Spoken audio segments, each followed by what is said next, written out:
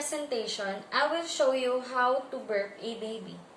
In burping a baby, you need to hold him up onto your shoulder, over your shoulder, so his tummy is resting on your shoulder, and slowly pat his back or massage on a circular motion, and in often time, you will hear the baby have a little burp.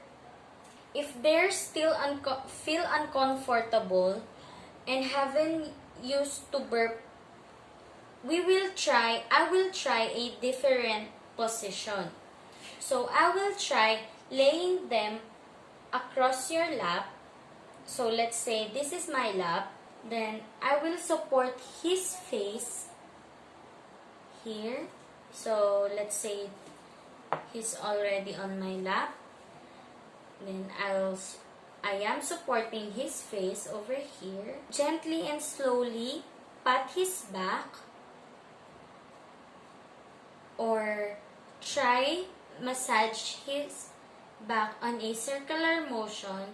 This one is helpful. I will put the baby on a sitting position.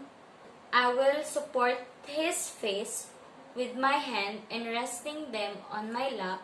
So let's say this is my lap.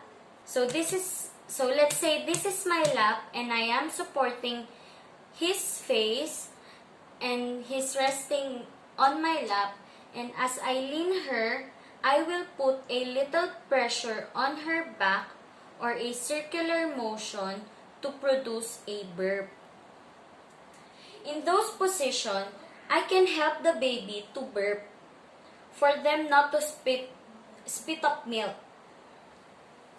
And I can help them to feel comfortable after their feeding time.